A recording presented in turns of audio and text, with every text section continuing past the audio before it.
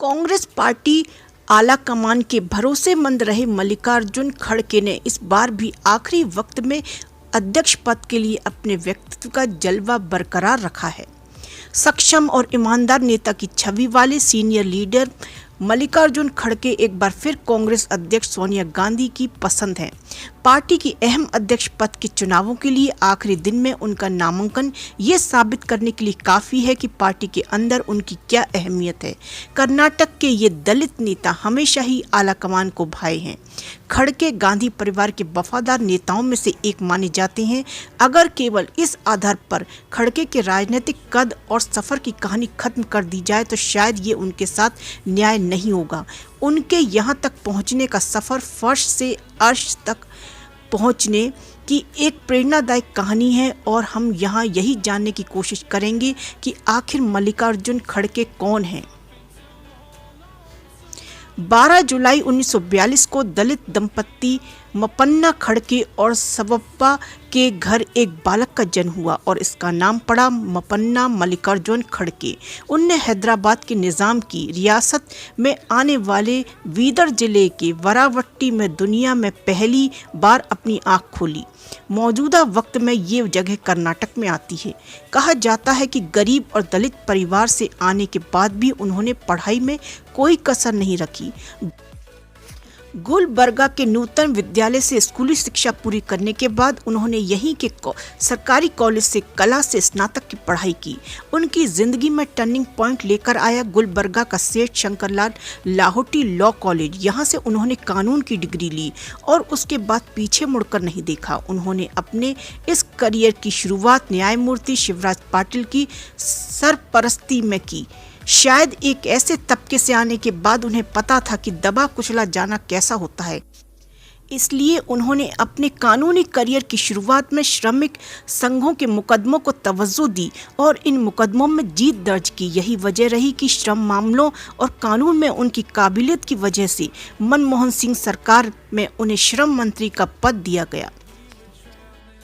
मौजूदा वक्त में 80 साल के मल्लिकार्जुन खड़गे राज्यसभा में कांग्रेस के नेता विपक्ष हैं। साल 2021 की शुरुआत में गुलाम नबी आज़ाद की राज्यसभा से विदाई के बाद आलाकमान ने उन्हें ये पद सौंपा था। लंबे वक्त से कर्नाटक की राजनीति में सक्रिय और मजबूत नेता खड़गे की इस राजनीतिक करियर की नींव उनके कॉलेज के दिनों में ही पड़ गई थी। उन्होंने अपने राजनीतिक जीवन का आगाज एक छात्र संघ नेता के तौर पर किया था। गुलबर्गा के सरकारी कॉलेज से उन्हें छात्र संघ महासचिव के पद पर जीत हासिल हुई थी। इसके बाद से वह नेतृत्व करने की पोजीशन में रम गए। साल 1969 मल्लिकार्जुन खड़गे भारतीय राष्ट्रीय कांग्रेस में शामिल हो गए और गुलबर्गा सिटी कांग्रेस कमेटी के अध्यक्ष बने। इसके बाद वह कर्नाटक की राजनीति में उनके सितारे चमकते देर नहीं लगी। साफ और बगैर विवादों वाले इस दलित युवा को कांग्रेस ने दक्षिण राज्य कर्नाटक में हाथों हाथ लिया। अब हालत ये है कि वो कांग्रेस पार्टी के अंतरिम अध्यक्ष सोनिया गांधी के वफादार और भरोसे वाले नेताओं की कैटेगरी में आते हैं।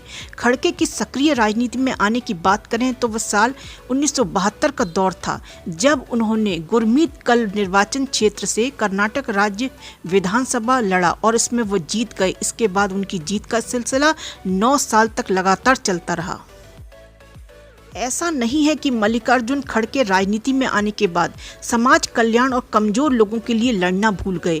जैसे ये जज्बा उनके खून में है। यही वजह है कि साल 1972 का चुनाव लड़ने के बाद उन्हें साल 1973 में उन्हें चुंगी उन्मूलन समिति का अध्यक्ष नियुक्त किया गया था। ये समिति कर्नाटक राज्य में नगर पालिका और नागरिक निकायों की अर्थव्यवस्था को पुनर्जीवित करने के लिए लाई गई थी और इसकी रिपोर्ट के आधार पर तत्कालीन देवराज और सरकार ने कई बिंदुओं पर चुंगी की लेवी को खत्म कर दिया था। साल 2006 में खड़गे ने कहा था कि वो बौद्ध धर्म का अनुसरण करते हैं तो डॉक्टर अंबेडकर के आदर्शों पर चलते हैं।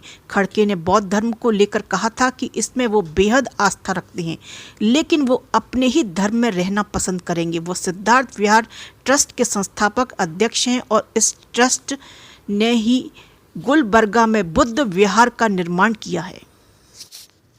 13 मई 1968 में मल्लिकार्जुन खड़गे की जिंदगी में राधाबाई ने उनकी जीवन संगिनी के तौर पर प्रवेश किया। इस दंपत्ति के 5 बच्चे हैं, जिसमें 3 बेटियां तो 1 बेटा है।